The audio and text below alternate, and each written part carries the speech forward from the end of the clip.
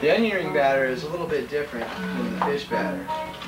For this, we're going to put in an egg. We're going to beat it up. Beat it! Yeah, it's going to get beaten. See? When you got your mixture going really good there, get your egg all mixing up. Woo! You're going to want to put a little bit of cornmeal. We're going to put about a little bit under a quarter cup. So, bust it into the whole mix. Put it in the batter. Mix it up. This is going to have a thicker consistency, but right now it's starting to thicken up like pancake batter until we put in some milk. Milk gives these onion rings that extra special taste. Makes you want to just grab them and bite into them. Nice juicy onion rings. Hot. As you can see, the batter is starting to get a little bit liquidy. Kind of like the chippy batter. But wait, we're going to put in some of the special yellow stuff we were talking about earlier. We're going to put in just a tad bit. It's about 2 tablespoons. Taking a guess. This last time I put it in the onion rings, they came out really good. And I liked them. Actually, you know what? I'm gonna be dangerous and throw a little more in.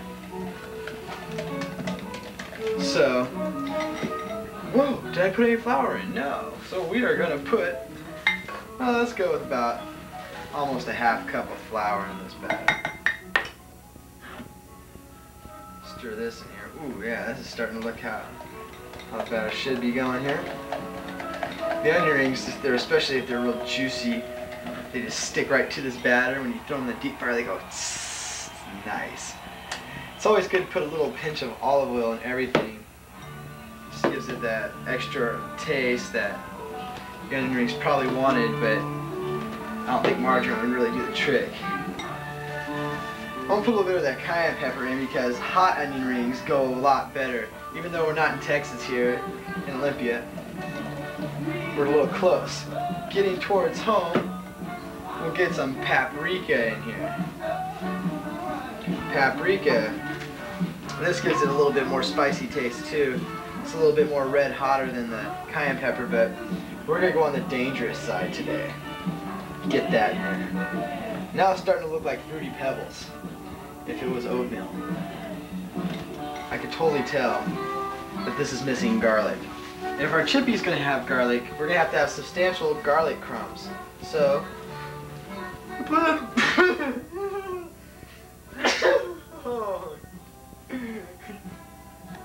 make sure you put in about a teaspoon, a little bit less, of garlic salt, of water into the mix. Once this is all mixed together, this should have the consistency to be thick enough onion batter.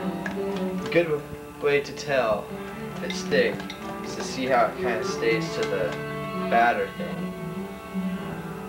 This is not thick enough for onion ring. We need to put a little bit of flour into the mix. Stir it up. Give it a little bit more thickness.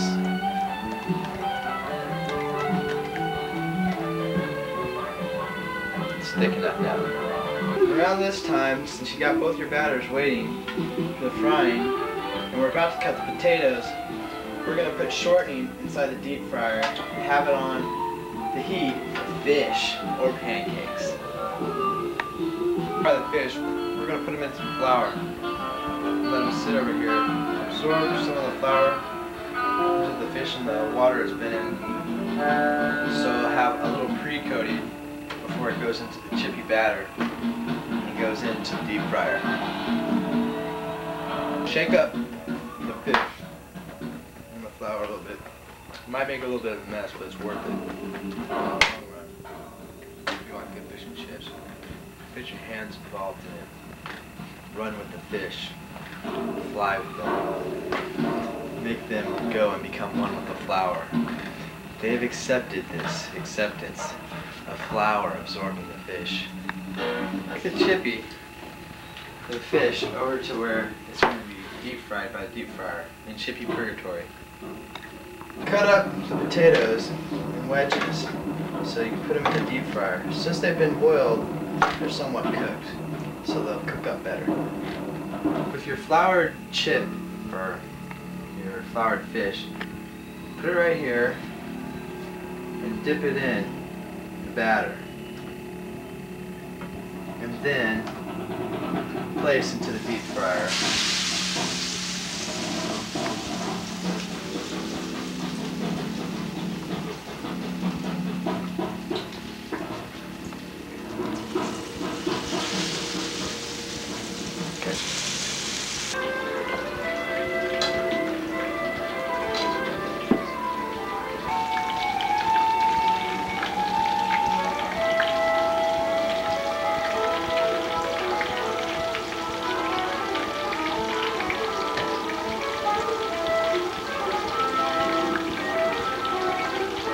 Once they become golden and crispy, take them out and lay them on a paper towel tray.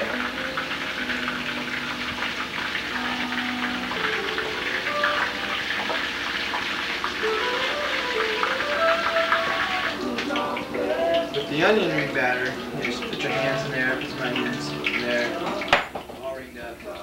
Then lay them in to the deep fryer. Some of the batter will stick more, else we need a more thicker batter on the onion ring.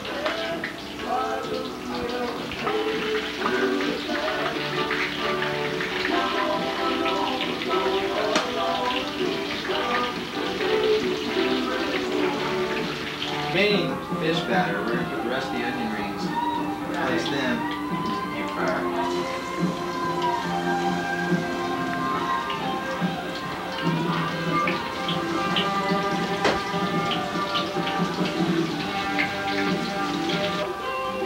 Slowly phase in the potatoes into the grill.